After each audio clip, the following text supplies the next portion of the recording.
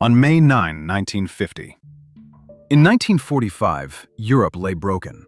So why, 50 years later, did a single speech in Paris begin to mend the continent? 17 million died. Cities burned. Orders vanished. The Second World War left Europe fractured, and its people asking, what now? The old order had collapsed, but rebuilding seemed impossible. By 1948, the Iron Curtain split Europe in two. The West rebuilt with American dollars. The East became a Soviet bloc. A continent watched itself divide and feared the next war. Factories stood empty. Crops rotted in fields. Millions faced starvation. The Marshall Plan offered help, but only to Western Europe. The East had no choice but to accept Soviet aid. France and Germany, enemies for centuries, now faced the same problem: rebuilding. France feared German revival. Germany blamed France for the war. The past refused to stay buried. By 1950, the dream of a united Europe had faded. The United Nations failed to prevent war. The Cold War made cooperation impossible. Something new and radical was needed. Europe's borders had shifted. New nations emerged from ruins. The map of 1914 was gone. But the old rivalries still ruled the continent, and the world watched nervously. On May 9, 1950, in a Parisian palace, a French foreign minister made a bet.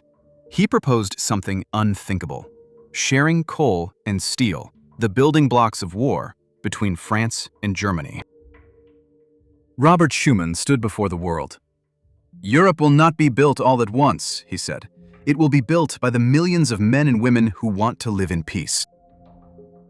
The declaration called for a common authority over coal and steel. It aimed to make war between France and Germany impossible. The idea was radical, but it was the first step toward unity. The European flag, a circle of stars, was born. It represented a new Europe, not of nations, but of shared purpose. The Schuman Declaration redefined what Europe could be. Schuman knew the risk. France and Germany had spent centuries at war, but he believed in a Europe where nations could work together, not as rivals, but as partners.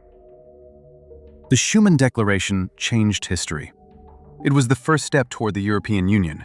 A continent that had nearly destroyed itself now had a plan and a chance to rebuild. Today, the European Union includes 27 nations. The Schuman Declaration's vision of shared resources became the EU's founding principle. Peace, once fragile, now lasts for generations. The single European market now spans borders. A common currency, the euro, unites nations. The Schuman idea of shared industries evolved into a shared economy. The European Parliament now debates laws for all member states. The Schuman Declaration's dream of cooperation became a reality, not just for France and Germany, but for all Europe.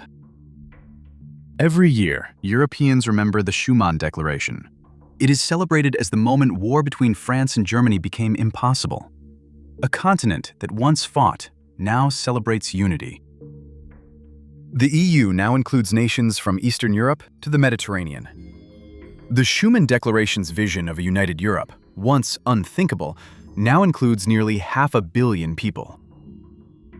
The Schuman Declaration changed the course of history. It proved that even the most bitter enemies could find peace. Today, Europe stands as a testament to what unity can achieve. History is made in moments. What will yours be? Subscribe for more.